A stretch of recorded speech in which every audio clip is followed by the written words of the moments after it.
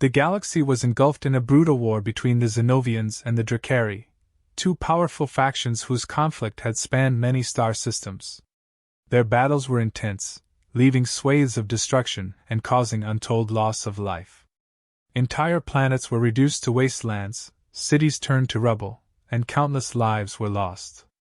The Galactic Consul, a neutral body meant to oversee peace and diplomacy, found itself powerless against the escalating violence.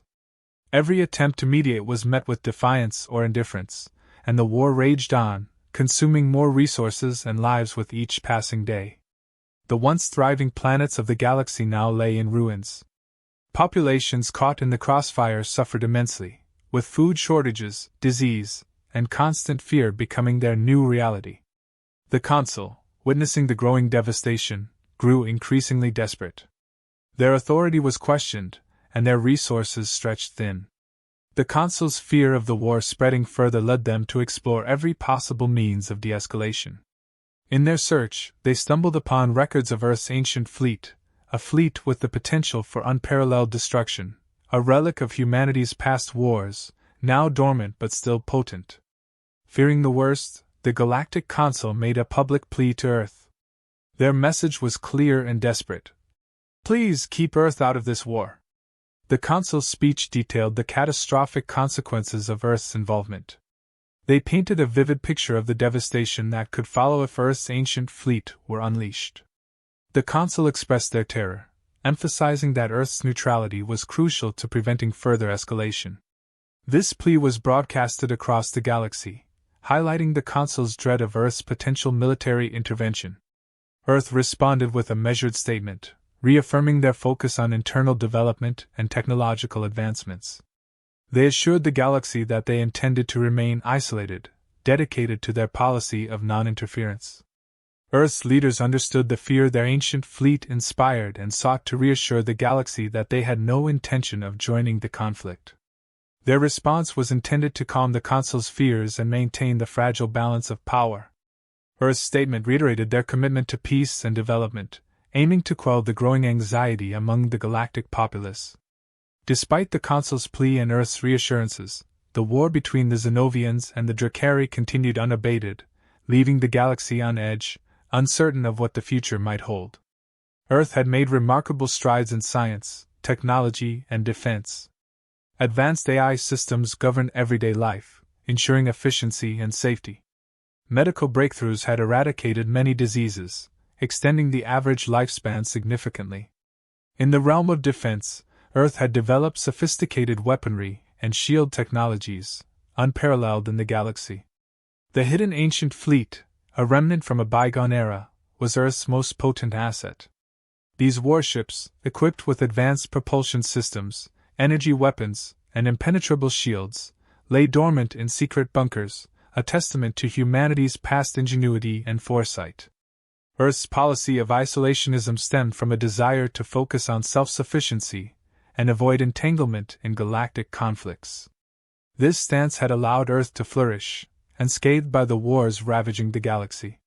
The tranquility of Earth was shattered when a Dracari ship, pursued by Zenovian fighters, crashed on the planet's surface.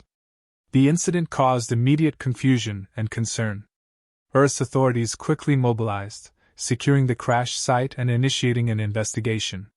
The ship's occupants, desperate and injured, revealed the dire situation in the galaxy. They spoke of the relentless war, the suffering of countless worlds, and their flight from certain death. The Dracari pleaded for Earth's aid, hoping that humanity's advanced technology and strategic prowess could tip the scales in their favor. This revelation alarmed Earth's leaders, who had hoped to remain uninvolved in the galactic conflict. The Zenovians, misinterpreting Earth's investigation of the crash as a sign of alliance with the Dracari, prepared for a preemptive strike. They feared that Earth's involvement would alter the balance of power drastically. Earth's leaders, realizing the gravity of the situation, scrambled to understand the unfolding events. Diplomatic channels were overwhelmed with attempts to clarify Earth's stance. Despite their efforts, the Zenovians launched a sudden and unprovoked assault on Earth, targeting strategic locations and military installations. The skies above Earth filled with enemy ships, and the planet's defenses were put to the test. Earth, now forced into the conflict, had no choice but to retaliate. The ancient fleet, once dormant, was activated, and Earth's advanced defense systems sprang into action. The Zenovian assault marked the beginning of Earth's reluctant entry into the Galactic War, forever altering its isolationist stance. Earth's leaders convened in an emergency session following the unexpected Zenovian attack. The room buzzed with tension as they weighed the implications of the assault. Some leaders argued for maintaining isolation, emphasizing the importance of focusing on internal development and avoiding the risks of galactic conflict. Others, however, insisted that sovereignty and safety could no longer be guaranteed without a decisive response. The attack had breached Earth's defenses, showing that isolation was no longer a viable strategy. After intense debate, the consensus emerged: Earth had to engage in the conflict, not out of desire but necessity. The decision was made to defend Earth with all available resources, including the activation of the ancient fleet. Earth's advanced defenses sprang into action with unprecedented efficiency. Orbital cannons and ground-based anti-aircraft systems locked onto Zenovian ships, delivering precise and devastating blows. The skies lit up with the flashes of interceptors and defense drones, engaging the enemy with superior speed and agility. The ancient fleet, a formidable array of warships equipped with advanced energy weapons and impenetrable shields, emerged from their hidden bunkers. These ships, controlled by highly trained crews, executed coordinated maneuvers to outflank and outgun the Zenovian forces. The battle was fierce but swift. Earth's tactical brilliance, honed over years of preparation and technological advancement, led to a decisive victory. The Zenovian assault was repelled with minimal losses, showcasing Earth's unexpected might. With the immediate threat neutralized, Earth's military leaders turned their attention to a broader strategy. Led by a genius tactician known for his strategic acumen, they formulated a comprehensive plan to end the Galactic War. Key targets within Zenovian and Dracari infrastructures were identified, focusing on their command centers, supply lines, and communication networks. The plan involved a combination of strategic strikes and covert operations. Specialized teams were deployed to sabotage enemy facilities, disrupt supply chains, and gather crucial intelligence.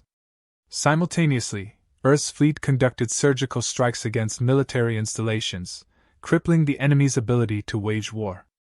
The goal was not just to win battles but to force the warring factions to the negotiating table. Earth's operations were executed with precision and secrecy, weakening both the Zenovians and Dracari from within. The relentless pressure applied by Earth's forces created a tipping point, compelling the factions to reconsider their positions and seek a resolution. Earth's involvement, initially reluctant, had become the key to ending the devastating conflict and restoring peace to the galaxy. Earth's forces executed their strategic strikes with precision and effectiveness. Targeting key Zenovian and Dracari facilities, they launched coordinated assaults on command centers, weapon depots, and communication hubs. Advanced drones and stealth fighters penetrated deep into enemy territories, delivering crippling blows that disrupted the war efforts of both factions. Covert operations played a crucial role, with special forces sabotaging supply lines and planting cybernetic viruses in enemy networks. These operations caused widespread confusion and logistical nightmares for the Zenovians and Dracari, severely hampering their ability to sustain prolonged combat. The relentless strikes and disruptions weakened the warring factions, diminishing their combat capabilities and morale. As Earth's strategic operations continued to erode the strength of the Zenovians and Dracari, the pressure to seek a resolution intensified. The constant assaults and the visible decline in their war machinery left the factions with no choice but to consider negotiations. Earth's military actions were complemented by diplomatic efforts led by the Galactic Consul, who facilitated peace talks under Earth's guidance. Earth's representatives made it clear that continued conflict would only lead to further devastation. The Zenovians and Dracari, recognizing the futility of prolonged resistance and facing internal dissent, reluctantly agreed to negotiate. The peace talks, though tense and fraught with mistrust, eventually led to the acceptance of terms that ended the Galactic War. The Galactic Consul publicly acknowledged Earth's crucial role in bringing an end to the conflict. In a broadcast to the galaxy, the Consul expressed profound gratitude towards Earth, highlighting the reluctant yet decisive intervention that had turned the tide of the war. The acknowledgement emphasized Earth's strategic prowess and the effective use of their advanced technologies. Earth's involvement, initially met with fear and apprehension, was now seen as a necessary force for peace. The Consul's declaration served to legitimize Earth's actions and solidify their status as a key player in galactic affairs, respected and feared for their capabilities. With the war concluded, Earth began a systematic withdrawal from the galactic stage. Reaffirming their isolationist policies, Earth's leaders focused on internal development and the restoration of their defensive readiness. Despite their retreat, the galaxy retained a lasting respect and fear of Earth's power. The display of strategic and technological might left an indelible mark on the collective consciousness of the galactic populace. Reflections on the balance of power highlighted Earth's role as a key deterrent against future conflicts. The events of the war served as a reminder of the potential consequences of involving Earth in galactic affairs, ensuring that their neutrality would be respected. The galaxy, now more cautious and contemplative, adjusted to the new order shaped by Earth's intervention and the fragile peace that followed.